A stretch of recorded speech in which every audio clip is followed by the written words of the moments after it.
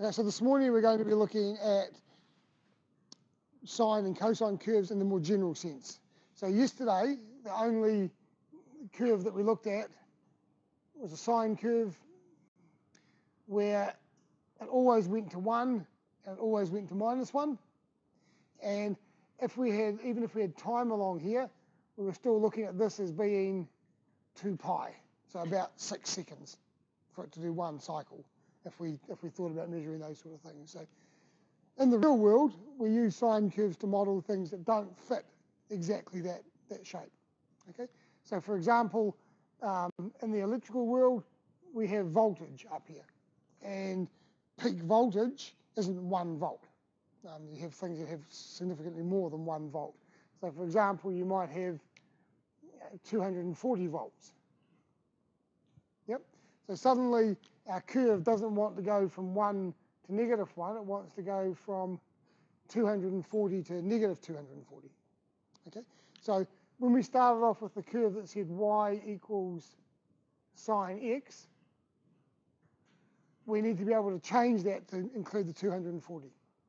And with the 240 in it, it's just 240 times bigger.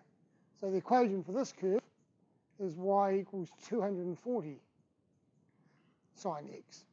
Okay, so we just put a 240 out the front of the whole thing. Okay.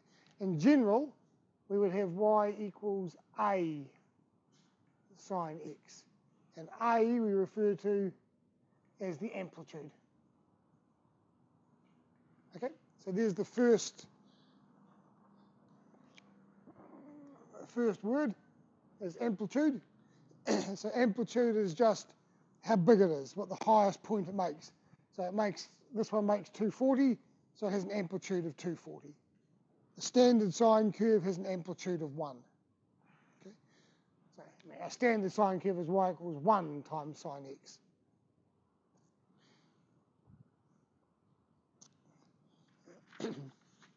On the formula sheet that I gave you,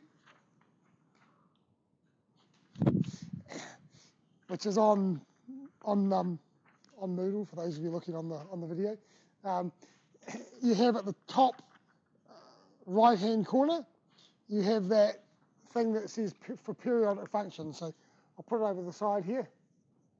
So those of you in the class have got this handout, and if you're watching on the video, download it off Moodle.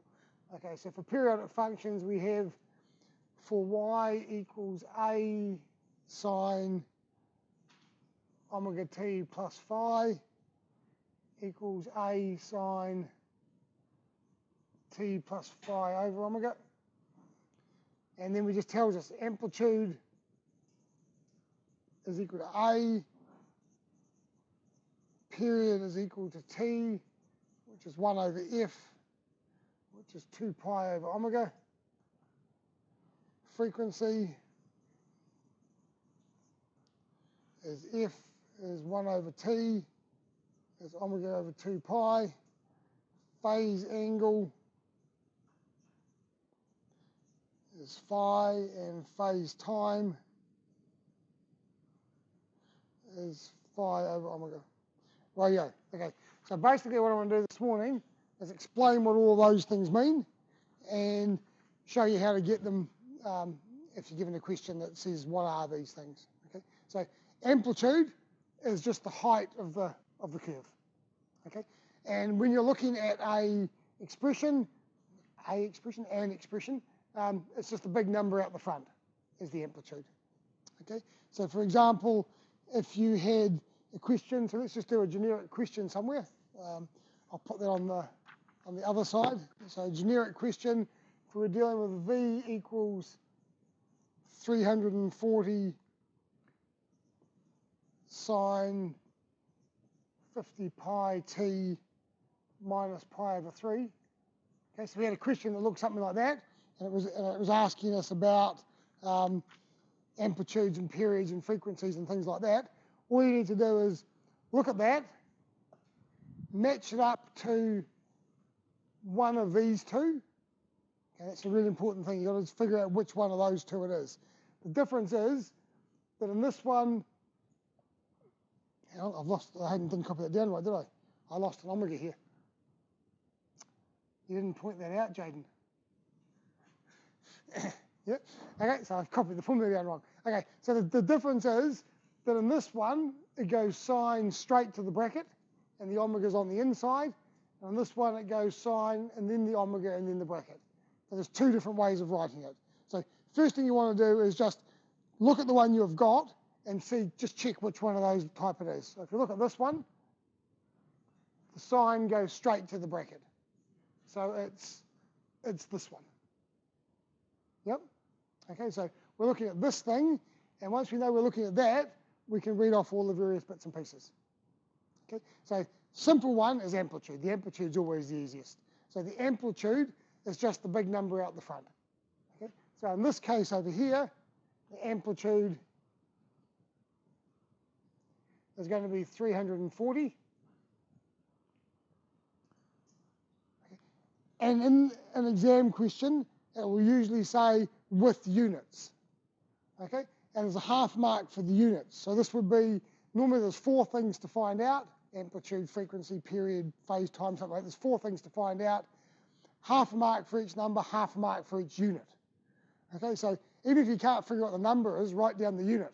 Okay, oh, I know that time should be in seconds. That's with half mark. So there's some easy marks to be got. Okay, so if you look at the amplitude here, this question, which I copied down off the sheet I gave you, it says on the question, V is in volts, T is in seconds.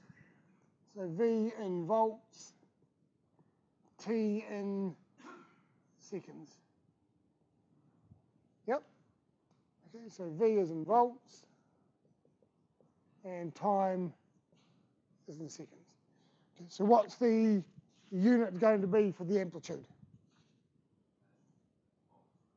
Volts. The unit is volts. The symbol is A, the unit is volts. So for this one, it's 340 volts. So if we try to draw this picture.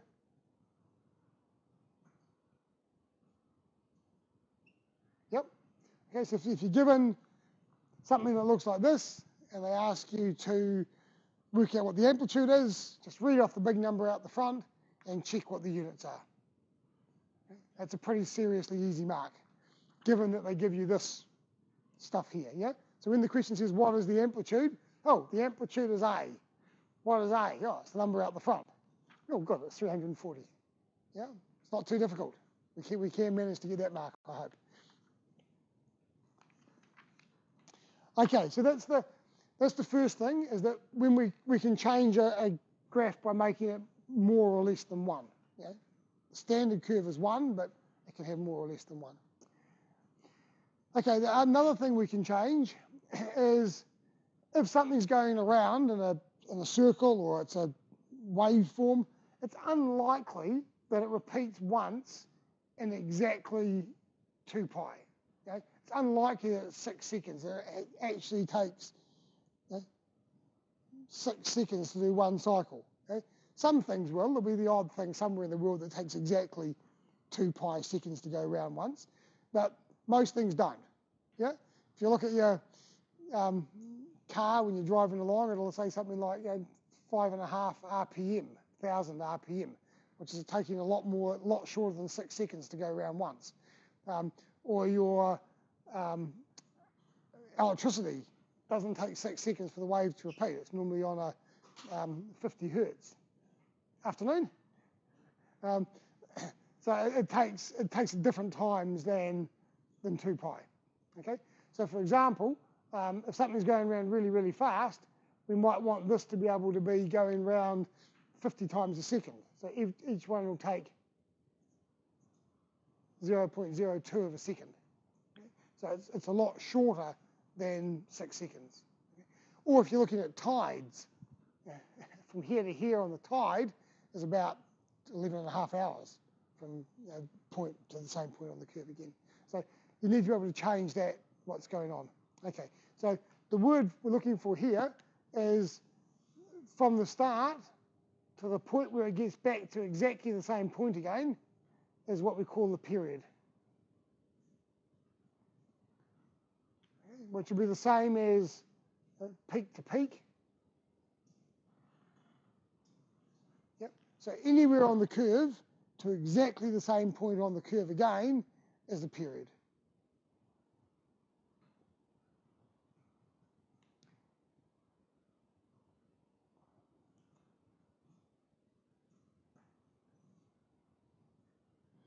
Rightio. Now, if we have a look at our formula, we are told that the period is 2 pi divided by omega. So we need to figure out what omega is. And omega is whatever is multiplying the t. Okay, so if we come back over here, in this case, omega is the piece multiplying the t.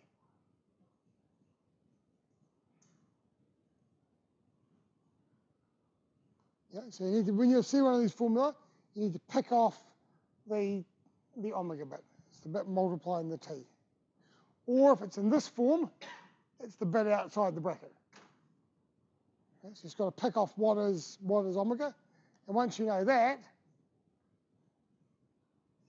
then we know that the period from the formula is 2 pi divided by omega. So in this example, it's 2 pi divided by 50 pi, which is 1 over 25, which is 0.04.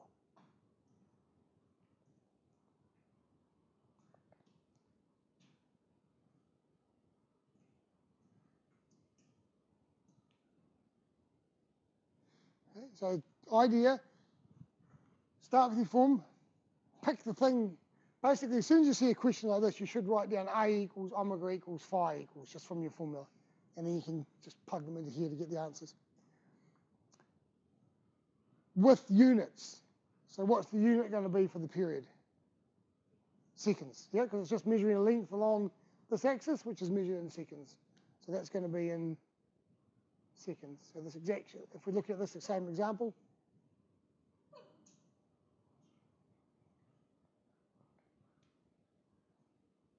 yep, so it's just a measure of basically how long you have to wait to get back to the same part on the cycle. Okay, so for tides, it's 11.5 hours. For electricity cycles, that's about 0.02 of a second. If your car's running at 5,000 RPM, it's a tiny little small fraction of a second. It's going around a lot of times every second. Okay. So this is a measure of just how long you have to wait to get back to the same point. The other thing, which is measuring exactly the same thing, but just another way of looking at it, is what we call frequency. Okay? So frequency is answering the question not how long do I have to wait for it to come back, but how many times does it come back every second. Okay, that's all frequency is. So it's the same sort of thing. Yep. So you could say, when the bus comes, you're standing at the bus stop, how long do I have to wait for the next bus to come? And so the answer is half an hour. So your bus comes every half hour at your bus stop. How long do I have to wait for the bus to come? One's just gone. I've sprinted out. I'm running late for work. I've sprinted out. I've got there. The bus just leaves. I stand at the bus stop. How long do I have to wait for the next bus to come? Half an hour. That's the period. Okay. The question, how many times does the bus come each day? Well, if it comes every half hour and you happen to be in a place where you get 24-hour bus service, so you're not in Dunedin, it would come 48 times a day. That would be the frequency. Okay? But it's the same information, isn't it? Whether it's every half hour or 48 times a day, it's exactly the same piece of information. It's just one is a length of wait and the other is how often it comes in a given time. Okay? So period is just how long you have to wait for the next one. Frequency is how many come every second, which for buses is not very many. Okay, so the frequency is just how many per second. How many per second. Okay, and according to our formula, the frequency is just 1 over the period, or if you haven't already worked out the period, it's omega over 2 pi. It's just that one up the other way. Frequency and period are just each other turned over. Okay, so the frequency is omega over 2 pi. Omega in this case was 50 pi over 2 pi, which equals 25. Excuse me. So every second, there's 25 of these things coming past. Okay, so if you're standing on here, there's 25 peaks go past every second. Well done, that is indeed hertz. Okay, So hertz just is per second. So, but if you get an exam question that says, what are these things with units, then if you just, even if you're not sure how to work it out, and by the frequency when you write hertz, you'll get a half mark.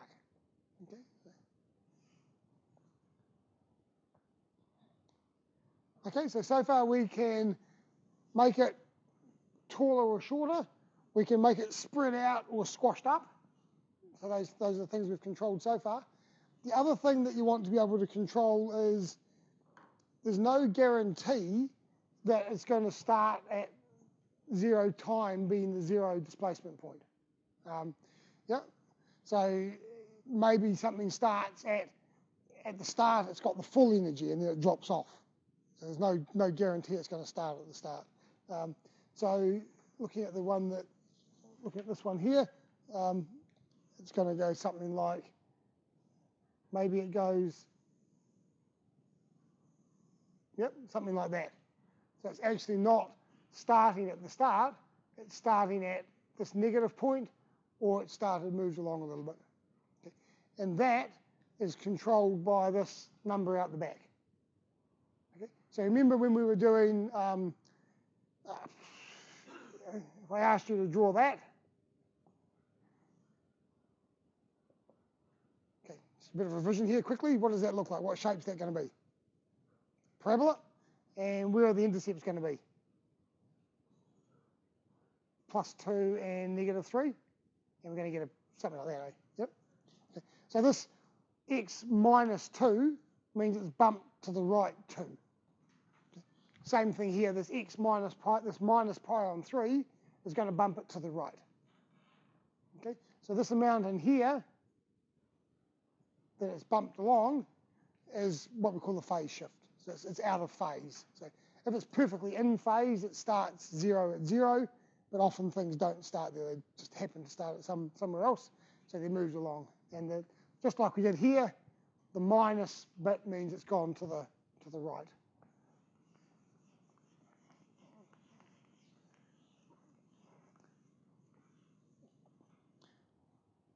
Okay, and we have these two different concepts, one being phase angle and one being phase time. So phase angle is just how much the angle is changed by. So it's as a proportion of a cycle.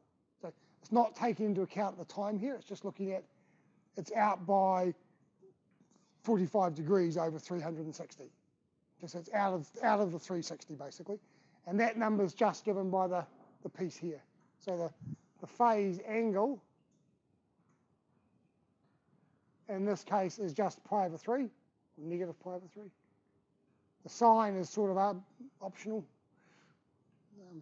So the phase angle is pi over 3. What do you think the units for that's going to be? Close, and if it's got a pi in it, radians.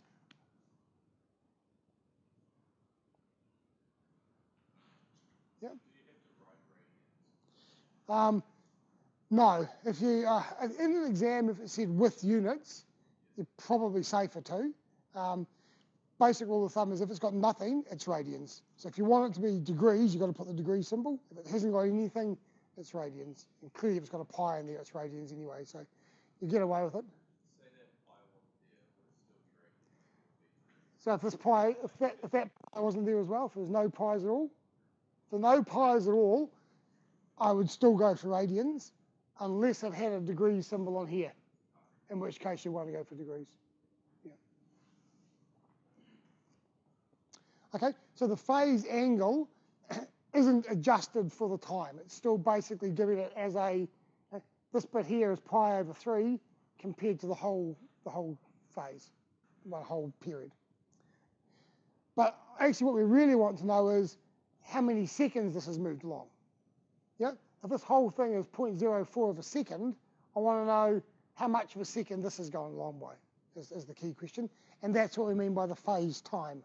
So the phase time is adjusted for taking it out of the angle and putting it back into the time. And again, we've got a formula for that. It's just phi divided by omega. So phi is the bit out the back there, divided by omega, which we decided was 50 pi. Again, I'm not particularly worried about the sign. What's that going to be? Pi over 3 divided by pi over 50 will be 1 over 150. 1/150th.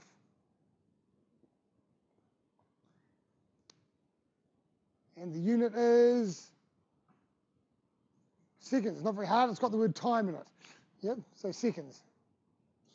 Yep, so if you get an exam question that says find the phase time and it asks you to include units, put the seconds in there and you get half the mark anyway just for getting the unit. It's nice and easy.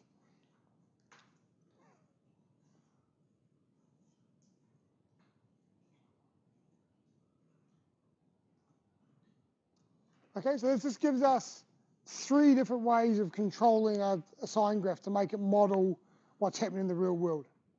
We can make it for big things or small things. We can make it for slow things or fast things. We can make it for things that start at 0 or don't start at 0. So you've got a whole range of different things you can model by changing those 3 numbers in the function. Okay, so as soon as you see one of these sort of questions, for me, I would just put a box around it, label it. That bit's A, box around that bit's omega, box around this bit, that bit's phi. Okay, so just line it up against your question, whichever format it's in, line it up, label the 3 things, and once you've got the 3 things labelled, then it's pretty easy to get the things that you might have to be worried about.